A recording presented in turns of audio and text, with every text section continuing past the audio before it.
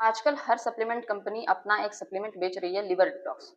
क्या आपको लगता है कि लिवर डिटॉक्स बॉडी के लिए कोई अलग से काम है, जिसको तब करेगी जब आप कोई गोली या सप्लीमेंट देंगे? नहीं, ऐसा बिल्कुल भी नहीं है। तो आज हम लोग समझने वाले हैं कि सप्लीमेंट का रोल क्या है, उसकी इम्पोर्टेंस कितनी है। कैसे सप्लीमेंट को यूज़ किया जाए जिससे कि इसका फुल बेनिफिट मिले। लिवर डिटॉक्स करने का काम 3 फेज़ में होता है। पहले फेज़ में लिवर टॉक्सिन्स को तोड़ती है। दूसरे फेज़ में उसको सेफ बनाया जाता है। क्योंकि जब टॉक्सिन्स को तोड़ा जाता है वो बहुत ज़्यादा टॉक्सिक हो जाता है। उसको एक सेफ पैकेजिंग किया जाता है। फिर उस टॉक्सिन को बॉडी से बाहर निकाला जाता है। तो हम लोग विस्तार से तीनों फेज़ को समझने वाले हैं। पहले फेज़ में बॉडी टॉक्सिन्स को तोड़ती है, जिसके लिए उसे एंजाइम्स का ज़रूरत है। एंजाइम्स किससे बनता है? प्रोटीन से। तो अगर आप बॉडी को प्रोटीन नहीं दे रहे हैं, तो एंजाइम्स नहीं बन पाएगा। उसके बाद एंजाइम्स को चलाने का काम करता है बी विटामिन। तो अगर आपके बॉडी में बी विटामिन्स की कमी है, तो भी लिवर डिटॉक्स नहीं हो पाएगा। तीसरा काम यह होता है कि एंजाइम्स को चलाने के लिए एटीपी की ज़रूरत है और एटीपी को यूज़ करने के लिए मैग्नीशियम की। तो अगर आपके बॉडी में मैग्नीशियम की कमी है, तो भी यह काम रुक जाएगा। मैग्नीशियम पर ऑलरेडी 2 वीडियो बना चुके हैं और उसमें मैग्नीशियम का इम्पोर्टेंस बताएँ। किस तरह मैग्नीशियम की लोगों को बहुत ज़्यादा कमी है या क्यों इतना कमी हो रहा है मैग्नीशियम का, उसके बारे में उस वीडियो में डिस्कस किया गया। आप जाकर देख सकते हैं।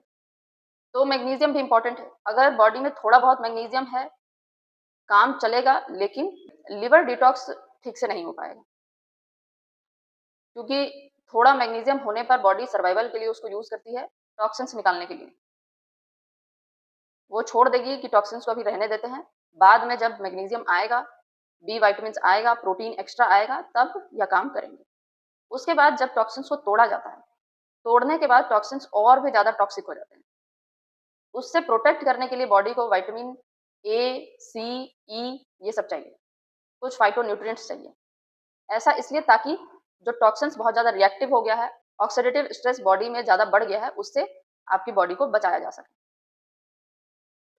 अब फेज़ 1 कंप्लीट होता है। फेज़ 2 में क्या होता है कि जो टॉक्सिन्स को तोड़ा गया है, वो बहुत रिएक्टिव है, तो उसको एक सेफ पैकेजिंग किया जाता है, ताकि ये बाकी सेल्स को नुकसान ना पहुँचे। उसके लिए भी प्रोटीन चाहिए, लेकिन जो-जो अमीनो एसिड्स उसमें ज़रूरत है, जैसे कि सिस्टीन, ग्लाइसिन, तो ये सब थोड़ा कम हमारे डाइट में हो पाता है। इसलिए जो सप्लीमेंट कंपनी है, वो इसका सप्लीमेंट प्रोवाइड करती है आपको। आप N-एसिटाइलसिस्टीन, नैक का नाम सुने होंगे, तो ये वही सप्लीमेंट है जो कि लिवर डिटॉक्स के लिए दिया जाता है। बाकी मिल्क थिसल नाम का भी एक सप्लीमेंट है। तो यह आपके लिवर सेल्स को प्रोटेक्ट करता है, ताकि वह टॉक्सिन्स जो तोड़े जा रहे हैं, वह हमारे लिवर के सेल को डैमेज ना करें। तो इसके लिए भी प्रोटीन तो चाहिए, लेकिन यहीं पर सप्लीमेंट का रोल आता है। अब हम देखते हैं कि तीसरे फेज़ में क्या होता है। पहले फेज़ में टॉक्सिन्स को तोड़ दिया गया, दूसरे फेज़ में उसको सेफ बनाया गया और तीसरे फेज़ में उसको बॉडी से बाहर निकाला जाता है। बॉडी से बाहर निकालने की प्रक्रिया क्या है? पहले उसको बाइल बना के लिवर गॉल ब्लैडर में रख देती है और जब भी बाइल रिलीज़ होता है, उसके साथ टॉक्सिन्स भी रिलीज़ हो जाता है। इसलिए जितना ज़्यादा बाइल का प्रोडक्शन होगा, उतना आपका टॉक्सिन्स बॉडी से बाहर निकलता जाएगा। तो बाइल का प्रोडक्शन कैसे बढ़ा सकते हैं? तो जब भी आप कोई कड़वा चीज़ खाते हैं, बाइल का प्रोडक्शन बढ़ जाता है। क्योंकि कड़वा चीज़ बॉडी को ऐसा लगता है जैसे कि बहुत जहरीला चीज़ है और हमारे शरीर को उस जहरीले चीज़ से प्रोटेक्ट करने के लिए बॉडी से बहुत जल्दी बाहर निकालना पड़ेगा, इसलिए बाइल बहुत ज़्यादा बनाया जाता है। उसके बाद आता है बाइल को रिलीज़ करवाना, क्योंकि बाइल को बनाकर गॉल ब्लैडर में रख दिया गया है, लेकिन वो रिलीज़ कब होगा? बाइल हमेशा तब रिलीज़ होता है, जब आप फैट रिच फूड खाते हैं। जब भी आप फैट रिच फूड खाते हैं, बाइल ज़्यादा प्रोड्यूस होता है, क्योंकि बाइल का काम ही है फैट को डाइजेस्ट करना, फैट को छोटे-छोटे टुकड़ों में तोड़ देना। तो आपको हेल्दी फैट्स भी अपने डाइट में इंक्लूड करना चाहिए, जिससे बाइल का प्रोडक्शन बढ़े। उसके बाद बाइल को इंटेस्टाइन में रिलीज़ कर दिया गया है, लेकिन अगर उसको कोई सोक करने वाला नहीं होगा, तो वो वापस से आपके इंटेस्टाइन से रीएब्ज़ॉर्ब हो जाने वाला है। तो कुछ ऐसा चीज़ बॉडी को देना पड़ता है, जिससे कि वो जितना भी बाइल रिलीज़ किया गया है, उसको सोक किया जा सके। उसके लिए आपको फाइबर लेना ज़रूरी है। जब आप फाइबर लेते हैं, तो यह जितना भी बाइल प्रोड्यूस किया गया है, उसको फाइबर बिल्कुल स्पंज की तरह सोक कर लेती है अपने में और उसके बाद बाहर निकाल देती है। फाइबर खाने से गट का मोशन भी तेज़ होता है। बहुत ज़्यादा देर तक टॉक्सिन आपके गट में पड़ा नहीं रहता है, जिससे रीएब्ज़ॉर्ब नहीं हो पाता है। तो यह पूरा का पूरा प्रक्रिया है लिवर को डिटॉक्स करने का। केवल एक सप्लीमेंट, गोली या कोई काढ़ा ये सब पीने से नहीं होगा। पूरे प्रोसेस को समझिए और जहाँ पर आपको लगता है कि आप मिस कर रहे हैं, उसको अपने लाइफ़स्टाइल में इंक्लूड कीजिए। अगर आपको लगता है कि बैलेंस डाइट नहीं खा रहे हैं, अगर आपको लगता है कि protein, fat, B vitamins, magnesium इन सब की कमी है, तो इन सब चीज़ों को पूरा कीजिए। सप्लीमेंट भी साथ में लीजिए और कुछ ना कुछ कड़वा चीज़, हेल्दी फैट्स, फाइबर ये सब जब आप इंक्लूड करेंगे और ये आपके बॉडी के लिए भी ज़रूरी है। ऐसा नहीं है कि केवल लिवर डिटॉक्स के लिए ज़रूरी है। तो लिवर डिटॉक्स का काम कोई अलग सा काम नहीं है बॉडी के लिए। जो आपके खाने-पीने का तरीका है, जो बैलेंस डाइट है, उसी से बॉडी लिवर को डिटॉक्स भी कर लेती है। हाँ, कुछ चीज़ें जो हम लोगों को नहीं मिल पाता है अच्छी मात्रा में, उसके लिए सप्लीमेंट ऐड करना चाहिए। जैसे कि सल्फर या सल्फर से ही सिस्टीन अमाइनो एसिड बनाया जाता है, तो सिस्टीन अमाइनो एसिड आप ऐड कर सकते हैं। मिल्क थिसल ऐड कर सकते हैं, क्योंकि मिल्क थिसल लिवर के सेल्स को प्रोटेक्ट करने का काम करता है।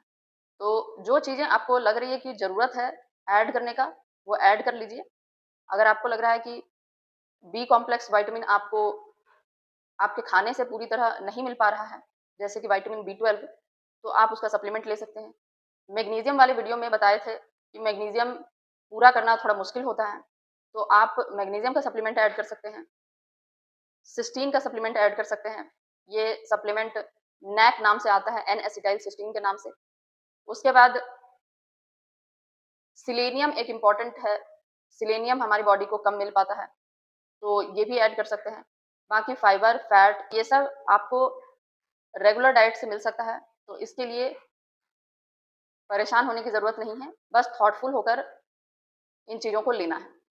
प्रॉपर हाइड्रेशन इम्पॉर्टेंट है, तो इसको बिल्कुल भी मिस मत कीजिए क्योंकि हाइड्रेशन नहीं होगा, तो बॉडी टॉक्सिन्स को बाहर नहीं निकाल पाएगी, क्योंकि टॉक्सिन्स केवल स्टूल के द्वारा नहीं, यूरिन के द्वारा भी निकलता है, तो प्रॉपर हाइड्रेशन भी ज़रूरी है।